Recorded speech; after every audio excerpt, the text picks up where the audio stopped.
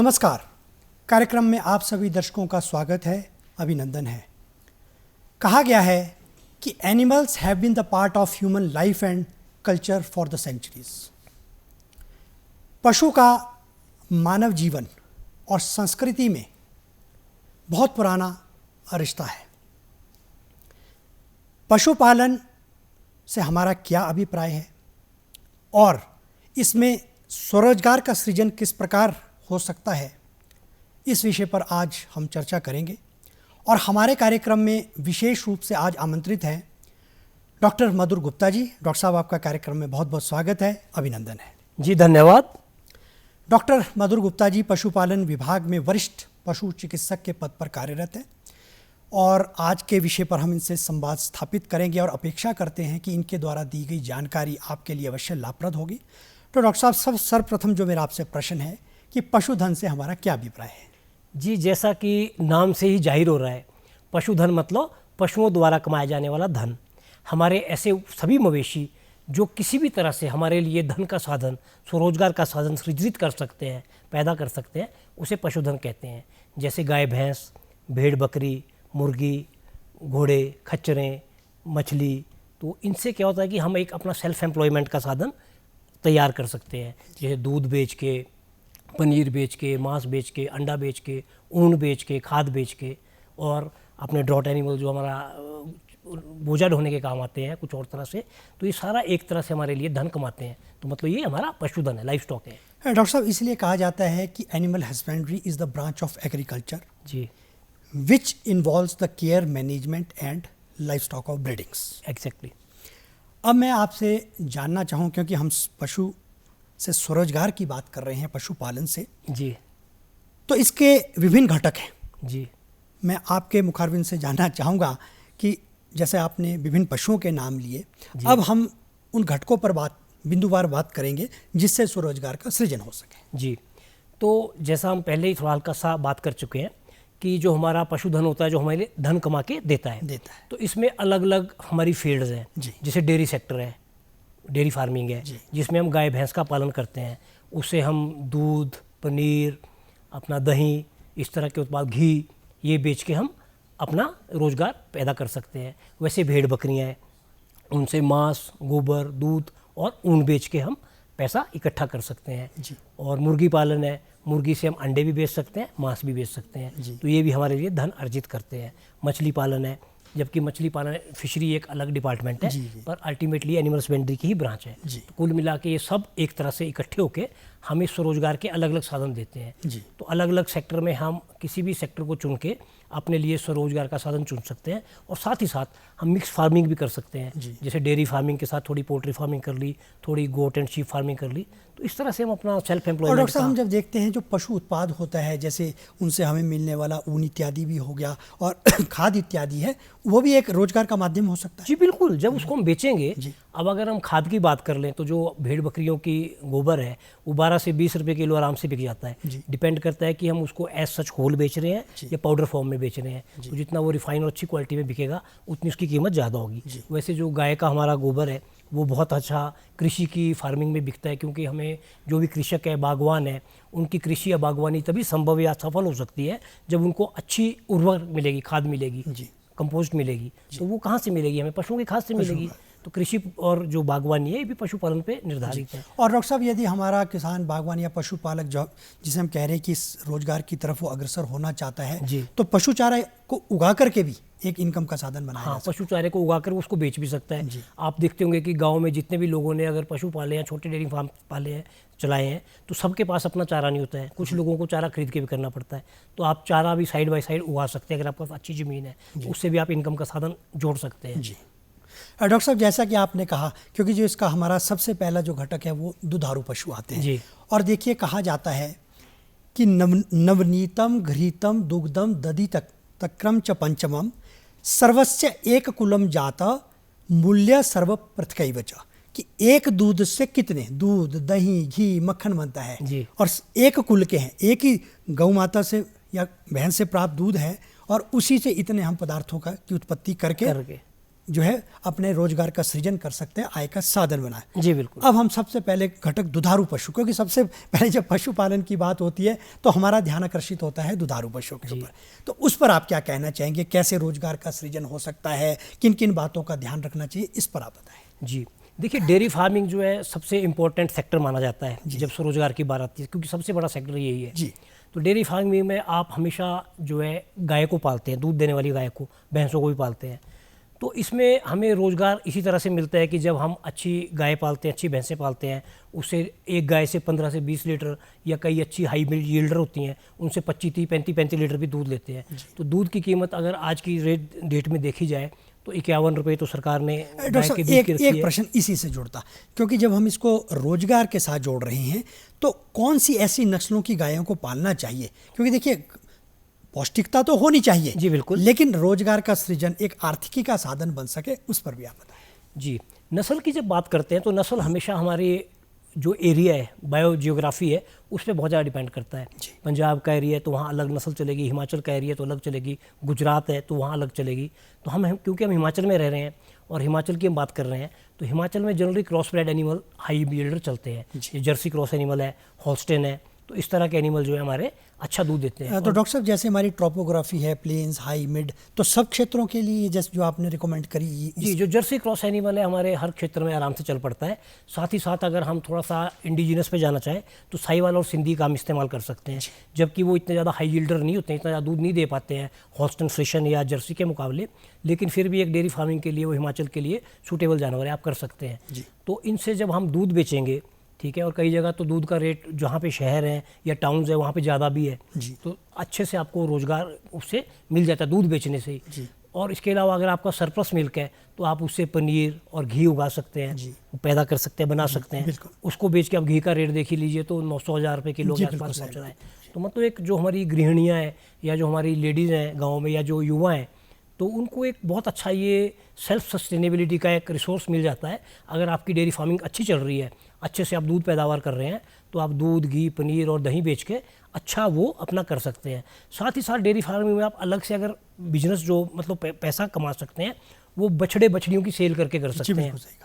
अगर आप बछड़ियों को अच्छे से पालते हैं, 18 महीने तक उनको अच्छे से पालते हैं, वो गाय बनने के लिए बिल्कुल रेडी होती हैं, उस स्टेज पे आप बेचते हैं तो 25 से 30 से 35, 40 हज़ार तक आपकी बछड़ी आराम से बिक सकती है। तो एक गाय जो है 9 महीने में बच्चा दे देती है, साल में एक बच्चा पैदा होता है, फिर थोड़ा सा उसको 3-4 महीने का रेस्ट होता है, फिर अगला बच्चा।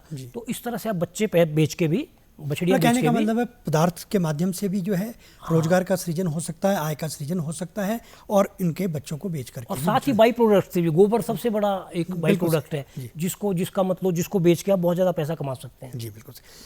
ये तो बात हुई, आपने बताया कि हम किस तरह से आय का सृजन कर सकते हैं, लेकिन देखिए कोई भी रोजगार प्रारंभ करना है उसके लिए एक दक्षता, एक प्रशिक्षण होना बहुत ज़रूरी है, ट्रेनिंग होना बहुत ज़रूरी है, कुछ ऐसी विशेष बातें होती हैं जिनका ध्यान रखना बहुत ज़रूरी है, उस पर आप क्या कहना चाहिए? देखिए, हम यहाँ बात कर रहे हैं पशुपालन स्वरोजगार का साधन, पर हम इस बात को टेक इट गारंटीड नहीं बोल सकते कि आप अगर पशुपालन कर रहे हैं किसी भी सेक्टर में तो आपको प्रॉफिट ही प्रॉफिट होगा। प्रॉफिट आपको तभी होगा जब उसमें आपको कुछ अहम बिंदुओं के ऊपर आपको फोकस करना पड़ेगा, उनको पहले समझना पड़ेगा, उन पे अमल करना पड़ेगा, अदरवाइज नुकसान भी हो सकता है। बिना किसी एक्सपीरियंस के आप 10 गाय का डेयरी फार्म खोल लेंगे, आपकी आउटपुट नहीं निकली, आप ढंग से नहीं पाल पाएंगे, आपका सारा नुकसान में चला जाएगा। आप बोलोगे मैंने पशुपालन को स्वरोजगार के लिए अपनाया था लेकिन मेरा नुकसान हो गया। तो स्वरोजगार के साधन को, पशुपालन को अगर अच्छे से करना है तो जो अहम बातें समझने वाली है वो सबसे पहली है कि आपका खुद उसमें इन्वॉल्व होना जरूरी है। आप मानसिक तौर से मेंटली प्रिपेयर होने चाहिए कि आपने डेयरी फार्मिंग करनी है।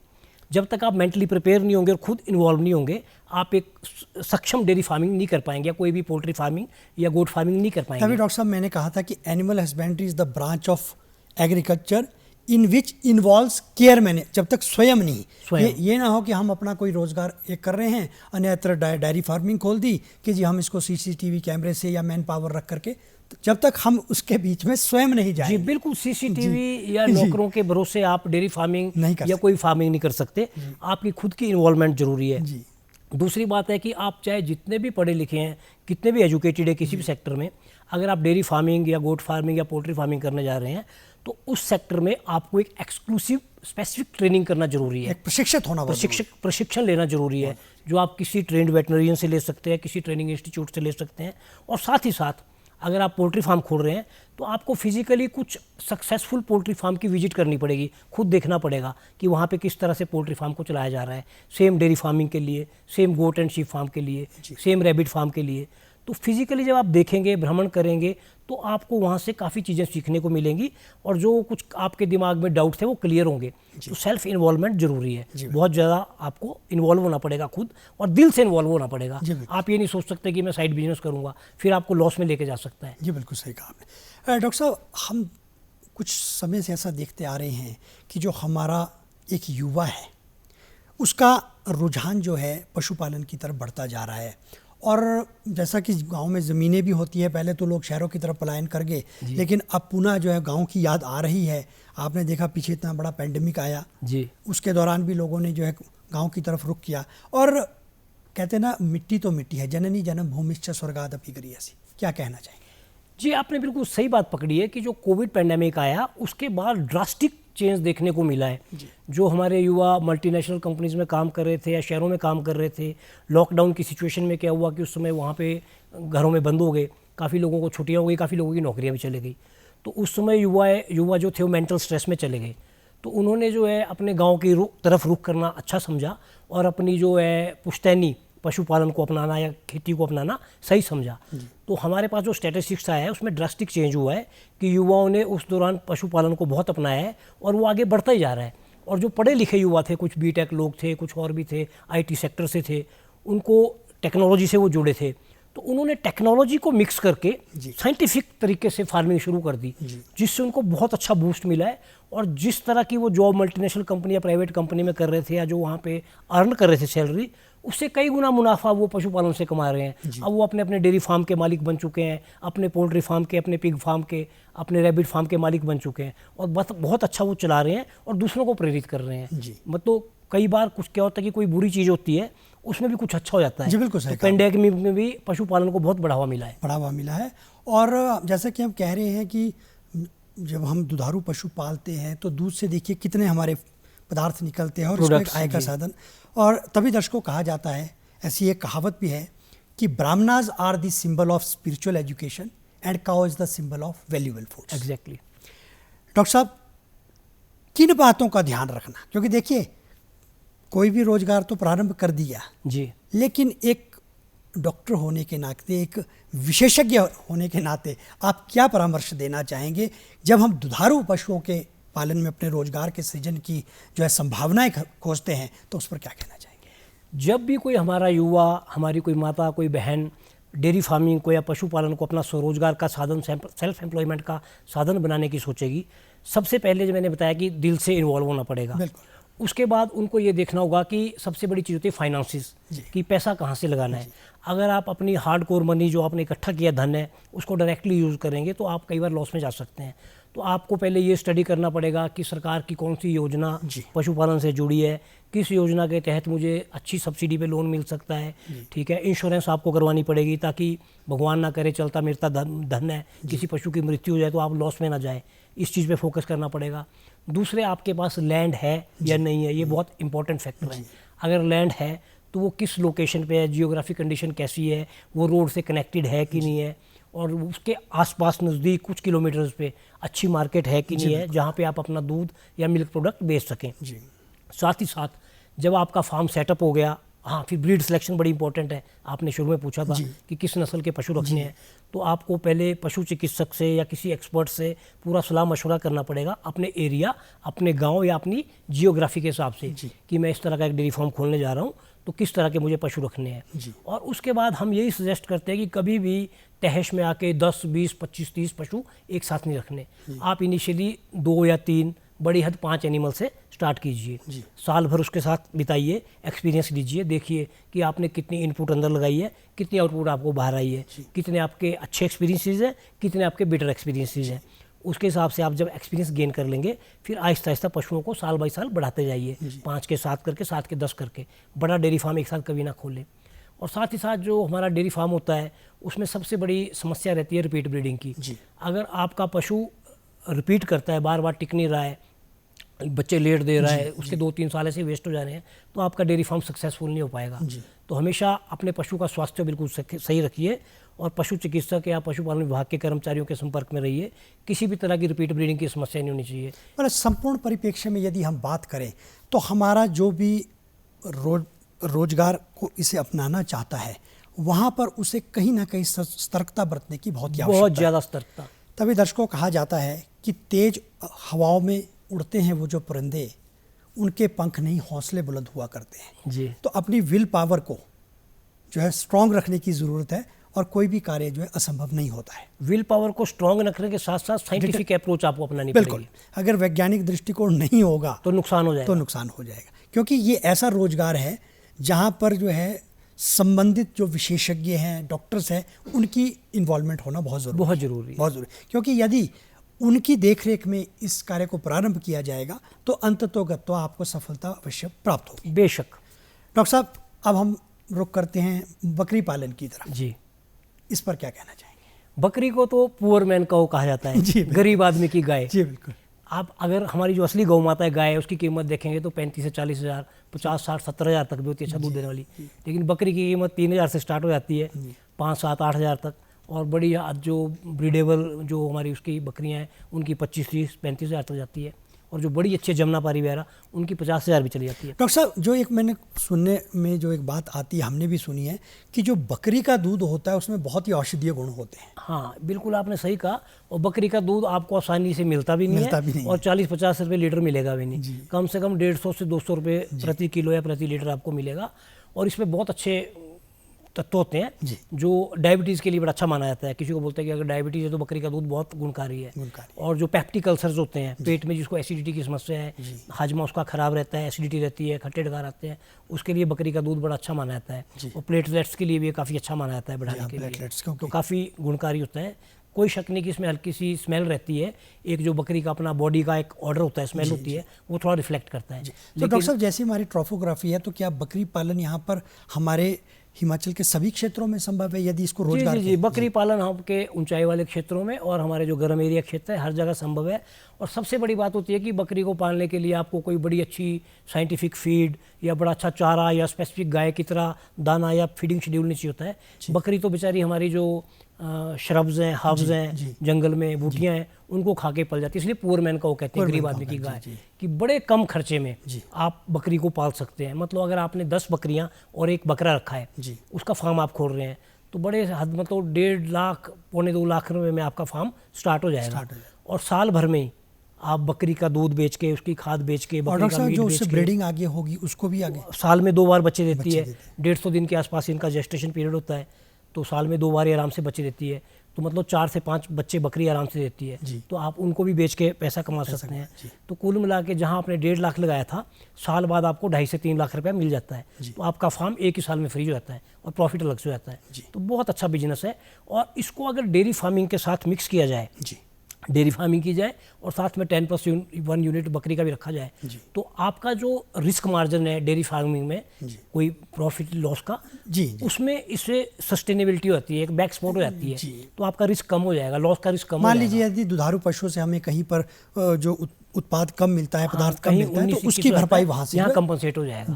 मिक्स फार्मिंग बेस्ट है। जैसे कृषि में कर लिया गया है कि एक हम जो है फसल के ऊपर निर्धारित न रह करके यदि मिश्रित खेती करें तो कहीं ना कहीं से वो कंपनसेट हो जाती है। बिल्कुल जी। डॉक्टर साहब, अगला घटक मुर्गी पालन पर क्या कहना चाहिए? मुर्गी पालन भी, क्योंकि पशुपालन की सभी शाखाएं हैं। हाँ, सभी शाखाएं हैं, सब में स्वरोजगार है। मुर्गी पालन भी आज की डेट का एक बहुत ट्रेंडिंग कंसेप्ट है। और जो प्रदेश सरकार है ये भी मुर्गी पालन पे बहुत प्रयास कर रही है। हमारा विभाग भी कोशिश कर रहा है कि इस पे अच्छे अच्छे प्रोजेक्ट्स आएँ। और खड़कनाथ आपने ब्रीड सुनी होगी, ड्यूल पर्पस ब्रीड है पोल्ट्री की, जो अंडा भी देती है और मांस भी इसका होता है। तो जहाँ पे आम मुर्गी का जो मांस है 200-250 रुपये किलो बिकता होगा, तो कड़कनाथ का 600-700 रुपये किलो तक आराम से चला जाता है। और अंडा भी इसका महंगा होता है, 20 रुपये से ऊपर ही चलता है, 20, 25, 30, क्योंकि इसमें बहुत पौष्टिक तत्व होते हैं और आयरन रिच होता है ये। तो इस तरह से मुर्गी पालन। तो डॉक्टर साहब इसमें कौन कौन सी सावधानी है, जैसे दुधारू पशुओं में हम रखते हैं तो इसमें भी कोई साइंटिफिक वैज्ञानिक दृष्टिकोण से जो है ध्यान रखने की जरूरत? मेरा तो ये मानना है कि मुर्गी पालन का जो फार्म है उसमें डेयरी फार्मिंग के अलावा बहुत ज़्यादा सावधानियां बरतनी पड़ती है, क्योंकि मुर्गियों में होती है आउटब्रेक मतलब बीमारी कोई लगेगी वो एक साथ लगेगी और एक साथ ही सारी मुर्गियों को एक ही रात में ख़त्म भी कर सकती है। जबकि अगर डेयरी में लगेगी तो इतनी फास्ट स्पीड से नहीं लगेगी, आहिस्ता आहिस्ता लगेगी और एक रात में सारी 10 मतलब मल्टीप्लिकेशन ऑफ डिजीज इतना जल्दी वेरी रैपिड है और आउटब्रेक्स होती हैं इसमें ज़्यादा। तो इसमें बहुत ज़्यादा वैज्ञानिक दृष्टिकोण रखना पड़ता है और इसमें भी हम यही सजेस्ट करते हैं कि जिस भी हमारे बेरोजगार युवा ने मुर्गी पालन शुरू करना है या माता बहन ने करना है वो लार्ज स्केल से शुरू ना करे, छोटे स्केल से करे। पहले 200-300 के फार्म से या 500-700 के फार्म से शुरू करे, फिर जाके आहिस्ता आहिस्ता एक्सपीरियंस गेन करके साल बाई साल उसको बढ़ाते जाएं। हमारा विभाग भी जैसे 3000 ब्रॉयलर स्कीम देता है, 3000 मुर्गों की स्कीम, तो हम भी 3000 मुर्गे एक साथ नहीं देते, इंस्टॉलमेंट में देते हैं ताकि नुकसान से बच जाए हमारा फार्मर। तो ये बहुत इंपॉर्टेंट है साइंटिफिक अप्रोच। डॉक्टर साहब जैसे कि आपने कहा कि आपका विभाग भी इसकी उपलब्धता कराता है, इस पर भी हम थोड़ा सा आप स्पष्टीकरण दे दें कि किस प्रकार से अप्लाई करना पड़ता है, किस प्रकार से उसकी एवज में क्या आपके द्वारा जो है शुल्क लिया जाता है, थोड़ा सा आप। जी, हमारा विभाग और प्रदेश सरकार जो है बहुत अच्छे से प्रयास कर रहे हैं कि पशुपालन को पूरा बढ़ावा मिले और विभाग में इस समय अलग अलग स्कीमें योजनाएं चल रही हैं जिसके बारे में अगर विस्तार से जानकारी लेनी होगी तो हमारे पशुपालकों को जो है हमारे निकटवर्ती पशु चिकित्सालय जाके पशु चिकित्सा अधिकारी से या हमारे स्टाफ से डिटेल में स्कीम को समझना होगा, क्योंकि काफ़ी स्कीम्स हैं। पर मोटे तौर पे मैं बताता हूँ, जैसे अभी हम प्रेगनेंसी राशन देते हैं जो BPL परिवार है, जनरल कैटेगरी के भी अनुसूचित जाति के भी, तो 50% अनुदान पे उनको प्रेगनेंसी राशन मिलता है। बहुत फ़र्क पड़ता है, बहुत इससे बूस्ट मिलता है। ठीक है, किसान क्रेडिट कार्ड स्कीम है, भले ही वो हमारे डिपार्टमेंट की एक्सक्लूसिव स्कीम नहीं है पर हमारे विभाग के द्वारा वो आगे चलाई जाती है, तो उसमें किसान क्रेडिट कार्ड बनता है। उसमें डॉक्टर साहब एडजॉइनिंग डिपार्टमेंट्स आप ही है, पशुपालन हो गया, आपका बागवानी हो गया, कृषि हो गया, क्योंकि सब इसी की ब्रांच है। किसान क्रेडिट कार्ड में भी आप 2 पशुओं पर आराम से 1.5 लाख तक 1,60,000 तक बिना किसी फॉर्मेलिटी के अच्छा लोन ले सकते हैं, कम उस पर इंटरेस्ट पे, तो उससे आपको एक्सपोर्ट मिल जाती है। फिर विभाग में पशु बीमा चल रहा है जिससे आप पशुओं का बीमा करवा सकते हैं ताकि मृत्यु के समय आपको हानि ना हो। और सबसे अच्छा चल रहा है जो इस वक्त जो इसका प्रदेश सरकार का बहुत बड़ा फोकस है वो डेयरी कोऑपरेटिव सोसाइटीज़। ठीक है, मिल्क कोऑपरेटिव सोसाइटीज़, उस पर प्रदेश सरकार बहुत तवज्जो दे रही है और जहाँ भी हमारे पास इस समय 200 लीटर से अधिक दूध है, हम कोऑपरेटिव डिपार्टमेंट के साथ मिलके वहाँ पे डेयरी कोऑपरेटिव सोसाइटीज़ बनाने की कोशिश कर रहे हैं। डॉक्टर मैं समझता हूँ कि ये सहकारिता विभाग की एक बहुत बड़ी पहल है, बहुत बड़ी पहल है और बहुत अच्छी पहल है सरकार की, क्योंकि हमने सेल्फ हेल्पिंग ग्रुप्स को तो सुना था, हमने जो और सोसाइटीज़ है आपकी क्रेडिट सोसाइटीज बनती है जिसमें थ्रिफ्ट एंड क्रेडिट सोसाइटीज बोलते हैं, इसी तरह से यदि ये डायरी बनाए डेयरी कोऑपरेटिव सोसाइटी बहुत बड़ा इनिशिएटिव है, चला है और कोऑपरेटिव डिपार्टमेंट और हमारा डिपार्टमेंट दिन रात इस पर काम कर रहा है। हम लोगों को घर जा जाके मोटिवेट कर रहे हैं कि आप इससे जुड़िए, कोऑपरेटिव सोसाइटीज़ बनाइए। कोऑपरेटिव सोसाइटी जब बन जाएंगी तो उससे जो हमारी माताएं हैं, बहनें हैं, सेल्फ हेल्प ग्रुप है, उनको ऑटोमेटिकली एक सेल्फ एम्प्लॉयमेंट का परमानेंट साधन मिल जाएगा। तो इस कार्यक्रम के माध्यम से भी हम पूरे प्रदेश के या देश के पशुपालकों को आग्रह करना चाहेंगे कि जहाँ पे भी डेयरी कोऑपरेटिव सोसाइटीज़ बनाने के लिए सरकार आग्रह कर रही है वहाँ बढ़ चढ़ कर हिस्सा लें और सरकार के साथ कंधे से कंधा मिला के जितनी ज़्यादा डेयरी कोऑपरेटिव सोसाइटीज़ होती है वो बनाइए। और डॉक्टर साहब फायदे के लिए ये जो कोऑपरेटिव सोसाइटीज़ है एक सस्टेनेबल भी है बहुत और आपके लिए एक जिसे कह सकते हैं हम सुरक्षित आय का साधन बन सकता है। जी बिल्कुल, क्योंकि 2 डिपार्टमेंटों की देखरेख में हर वक्त चलेगी। कोऑपरेटिव डिपार्टमेंट भी पूरी मॉनिटरिंग करेगा और पशुपालन विभाग भी इसके ऊपर पूरी नज़र बना के रखेगा और अपनी जो साइंटिफिक और टेक्निकल सपोर्ट है वो टाइम टू टाइम देता रहेगा। और डॉक्टर साहब यदि हम पशुपालन से संबंधित योजनाओं को देखें तो राष्ट्रीय स्तर पर भी आपकी national mission of life stock है, हाँ जी, ये बनाई गई है। तो कहने का मतलब ये है कि सरकार द्वारा भी कारगर कदम इसमें उठाए जा रहे हैं। सरकार बहुत अच्छे कदम उठाती है। डॉक्टर साहब एक प्रश्न जो मेरा हर विशेषज्ञ से रहता है, औपचारिकताएं, औपचारिकताओं की जटिलता में, क्योंकि किसान बागवान इसका लाभ तो लेना चाहता है लेकिन जटिलताओं का जब प्रश्न चिन्ह आता है तो कहीं ना कहीं वो जो है जिसे हम कैसे असमंजस की स्थिति में, उस पर क्या कहना चाहेंगे? देखिए, कोई भी स्कीम होती है पहले उसको समझना पड़ता है। आप ब्लाइंडली उसको ऑप्ट नहीं कर सकते। वो स्कीम आपको सूट कर रही है, फिर आप जिस कैटेगरी में है वो आपके लिए बनी है नहीं बनी है, कितने स्केल पे आप करना चाहते हैं, ये समझना जरूरी है। तो उसके लिए क्या होता है कि हमारे विभाग की वेबसाइट है, वेबसाइट पे हमारे पोर्टल पे सारी स्कीम्स जो है time to time update and modify या जो भी लेटेस्ट आती है अपलोड होती रहती हैं। साथ ही साथ जो है हमारे जितने भी वरिष्ठ पशु चिकित्सा अधिकारी हैं, पशु चिकित्सा अधिकारी हैं, उनको टिप्स पे याद रहती है। तो आप कभी भी पशु चिकित्सालय जाके हमारे वहाँ से पैम्फलेट ले सकते हैं, या PDF पड़े होते हैं मोबाइल पे, आप जाके पूछ सकते हैं कि डॉक्टर साहब हमें थोड़ा स्कीमों के बारे में समझाइए, या जो PDF आपका पड़ा है हमें व्हाट्सएप पे दे दीजिए। तो उससे आपको बहुत हेल्प मिलेगी। जब आप उसको समझेंगे कि कौन सी स्कीम किस तरह से आपके लिए फ़ायदेमंद हो सकती है, तभी वो आपके सेल्फ एम्प्लॉयमेंट में आपको एक बूस्ट या सपोर्ट कर सकती है। जी। तो क्योंकि डॉक्टर साहब कहा जाता है ना कि देश को सफलता का फल चाहिए और किसान को अपनी समस्या का हल चाहिए, इस तरह का कहा जाता है। जी बिल्कुल सही कहा जाता है। जी। डॉक्टर साहब, मैं संक्षिप्त में चाहूँगा कि अब आप क्या संदेश हमारे किसान बागवानों को देना चाहेंगे? संदेश तो किसान बागवानों को यही रहेगा कि जो आने वाला समय है वो बहुत मुश्किल होता जा रहा है। आप देख रहे हैं कि दिन प्रतिदिन प्राइवेट सेक्टर में और गवर्नमेंट सेक्टर में रोज़गार के साधन कम होते जा रहे हैं। तो इसलिए पशुपालन जो है आपके लिए एक बहुत अच्छा सोर्स है सेल्फ एम्प्लॉयमेंट का। आप इसको अच्छे से समझिए, पशुपालन कैसे करना है, डेयरी फार्मिंग कैसे करनी है, पोल्ट्री फार्मिंग कैसे करनी है, शीप गोट फार्मिंग कैसे करनी है, रैबिट फार्मिंग कैसे करनी है। आपकी स्थिति के हिसाब से, आपके एरिया के वातावरण के हिसाब से, और आपकी घरेलू स्थिति और आपके इंटरेस्ट के हिसाब से और मार्केट के हिसाब से कौन सी चीज़ आपको सूट करती है, उस हिसाब से आप ऑप्ट कीजिए और मिक्स फार्मिंग कीजिए। आपके कहने का मतलब है कि पशुपालन के क्षेत्र में रोजगार की बहुत संभावना है, थोड़ा सा आपको पारदर्शिता के साथ चलने की जी बिल्कुल, और सजग होकर के। जी बिल्कुल। डॉक्टर साहब, आप हमारे कार्यक्रम में आए, इतनी महत्वपूर्ण जानकारी आपने आज के विषय से संबंधित दी, इसके लिए आपका बहुत बहुत धन्यवाद। तो दर्शकों, हमें दीजिए अनुमति। नमस्कार। जय हिंद।